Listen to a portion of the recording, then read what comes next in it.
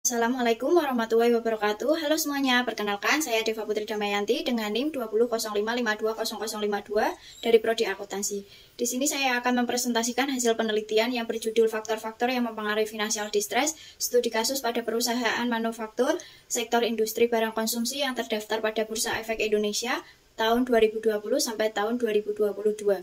Dalam penelitian ini saya didampingi oleh dosen pembimbing saya yaitu Bu Listiorini Wahyuwidati. Langsung saja memasuki pada pembahasan bab 1 yaitu latar belakang. Yang melatar belakangi pada penelitian kali ini yaitu di mana suatu perusahaan sedang mengalami kesulitan keuangan yang tidak mampu menghasilkan pendapatan yang lebih cukup untuk membayarkan kewajiban keuangannya. Sebagai salah satu contohnya yaitu PT Kimia Farma pada tahun 2020 mengalami penurunan laba bersih sebesar 29,5% dan dampak dari COVID-19 mengalami penurunan pada pembelian produk farmasi dan alat-alat kesehatan serta meningkatnya biaya produksi. Hal tersebut dapat menyebabkan perusahaan akan mengalami financial distress. Dari peristiwa tersebut, pentingnya untuk menganalisis financial distress supaya mengetahui masalah apa yang sedang terjadi pada keuangan pada perusahaan tersebut, serta kita harus menganalisis laporan keuangannya dengan tujuan untuk mengetahui perkembangan keuangan dari tahun ke tahun supaya perusahaan tersebut tidak akan mengalami financial distress. Dari penjelasan tersebut,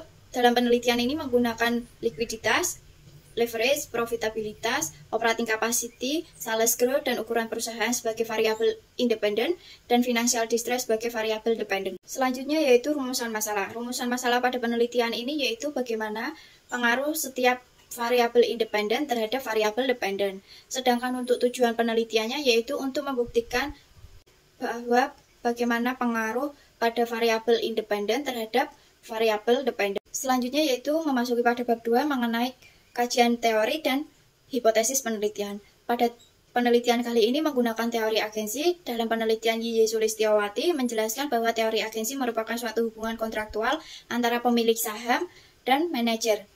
Dalam hubungan ini, pemilik perusahaan menyerahkan hak otoritas kepada manajer untuk mengelola perusahaannya dengan baik dengan syarat yang telah disepakatinya. Kemudian hipotesis. Hipotesis penelitian yang pertama yaitu likuiditas berpengaruh negatif terhadap financial distress. Apabila nilai likuiditas pada perusahaan semakin tinggi, maka perusahaan tersebut akan membaik dan akan terhindarnya dari financial distress. Kemudian untuk variabel leverage berpengaruh negatif terhadap financial distress karena apabila nilai asetnya lebih rendah dan nilai hutangnya lebih tinggi, maka perusahaan tersebut akan mengalami kesulitan keuangan. Sedangkan profitabilitas berpengaruh negatif terhadap financial distress. Jika kinerja pada perusahaan tersebut baik, maka dengan sendirinya profitabilitas akan meningkat dan akan terhindarnya dari financial distress. Selanjutnya yaitu variabel operating capacity berpengaruh negatif terhadap financial distress. Apabila kapasitas operasional kurang baik, maka dapat menunjukkan bahwa perusahaan tersebut tidak efektif dan akan meningkatkan terjadinya financial distress. Kemudian yaitu sales growth. Sales growth berpengaruh positif terhadap financial distress. Apabila pertumbuhan penjualan tersebut semakin meningkat, maka dapat menunjukkan bahwa laba yang telah didapatkan semakin meningkat dan akan terhindarnya dari financial distress. Terakhir yaitu ukuran perusahaan. Ukuran perusahaan ini berpengaruh positif terhadap financial distress.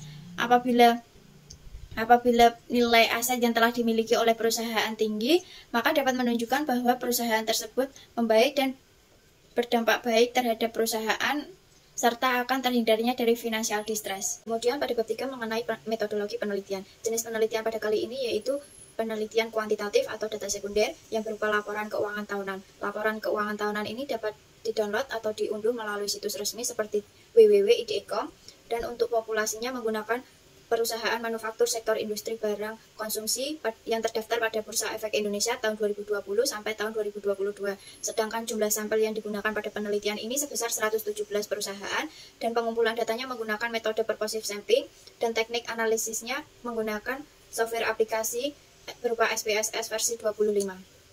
Selanjutnya memasuki pada bab 4 mengenai hasil penelitian. Hasil penelitian ini dapat dilihat pada tabel di atas. Pada uji T terbukti bahwa variabel likuiditas, profitabilitas dan operating capacity berpengaruh positif terhadap financial distress, sedangkan pada variabel leverage berpengaruh negatif terhadap financial distress. Kemudian untuk variabel sales growth dan ukuran perusahaan tidak berpengaruh terhadap financial distress. Kemudian pada uji multikolinearitas dapat dilihat pada nilai tolerance dan nilai FIF-nya. Apabila nilai tolerance-nya lebih kecil dari 0,1 dan nilai FIF-nya lebih besar dari 10, maka dinyatakan data tersebut tidak terjadi gejala multikolinearitas.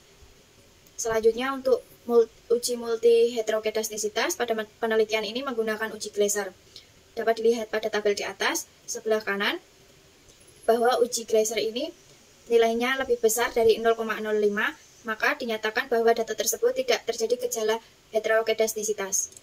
Selanjutnya, untuk mengetahui data tersebut berdistri normal atau tidak, kita dapat menggunakan uji normalitas. Dalam penelitian ini menggunakan uji Squamous dan kurtosis. Dapat dilihat pada tabel di atas juga, nilai Squamous sebesar negatif 0,161 dan nilai kurtosis sebesar negatif 0,127.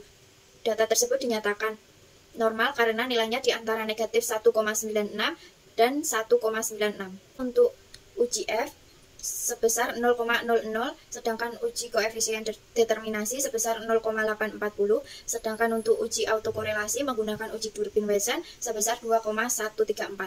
Selanjutnya yaitu memasuki pada bab 5 mengenai kesimpulan. Dari kesimpulan penjelasan tersebut dapat diambil kesimpulan bahwa variabel likuiditas berpengaruh positif terhadap financial distress dan variabel leverage berpengaruh negatif terhadap financial distress, variabel profitabilitas berpengaruh positif terhadap financial distress, variabel operating capacity berpengaruh positif terhadap financial distress, kemudian untuk variabel sales growth tidak berpengaruh terhadap financial distress, dan yang terakhir ukuran perusahaan tidak berpengaruh terhadap financial distress. Cukup sekian pemaparan presentasi mengenai hasil penelitian. Mohon maaf apabila ada tutur kata yang kurang berkenan atau ada kesalahan dalam pengucapan.